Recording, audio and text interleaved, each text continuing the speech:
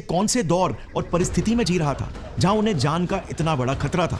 ऐसे कौन से खूंखार जानवर थे जिनके आगे ये जीव अपने हथियार बनाने वाले हाथों और बड़े दिमाग के साथ भी नहीं जीत पाता था।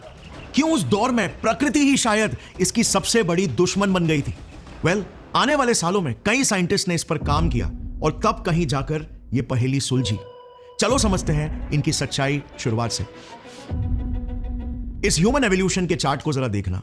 सहेलांथ्रोपस चैडेंसिस ये वो पहला जीव था जिसने लगभग 70 लाख साल पहले हमें चिंपैंजीज की नस्ल से अलग किया। यह हमारा वो सबसे प्राचीन रिश्तेदार था जो चिंपैंजीज का सबसे करीबी भाई था, क्योंकि ये और चिंपैंजीज एक ही कॉमन एंसेस्टर से निकले थे। मगर इनके दौर में, यानी कि आज से 70 लाख साल पहले लेट मायोसीन पीरियड में, हमारी पृथ्वी कुछ ऐसी दिखती थी। डायनासोर्स के समय से ये काफी बदल चुकी थी। मेजर कॉन्टिनेंट्स बन चुके थे और मौसमों का सिलसिला चालू हो चुका था।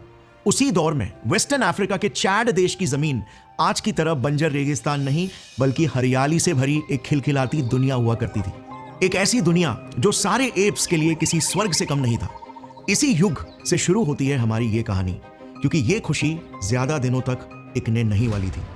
मौत के बादल मंडरा रहे थे।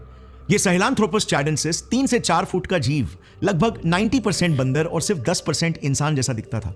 चिंपैंजीज की तरह पेड़ों में रहा करता था और मोस्टली वेजिटेरियन खाना खाता, जैसे पत्ते, फल, नट्स, ट्यूबर्स और वेजिटेबल्स।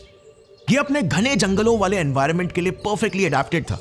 इवन दो इसका दिमाग चिंपैंजीज से छोटा था, 320 से 380 क्यूबिक सेंटीमीटर्स, और केनाइंस भी वेजिटेरियन होने की वजह से छोटे थे, बट फिर भी लंबे पेड़ और घने जंगलों के होते हुए कौन ही परभक्षी इसे छू भी सकता था। अब जरा इस इमेज को देखना। सहेलांथ्रोपस की spinal cord opening foramen magnum इंसानों की तरह इसके खोपड़ी के सेंटर की तरफ है। इसका मतलब ये 2 पांव पर चल पाने के काबिल हो रहा था, बट एकदम बेसिक लेवल पर, लेट्स से सिर्फ 10 से 20% टाइम्स। मगर ये वन ऑफ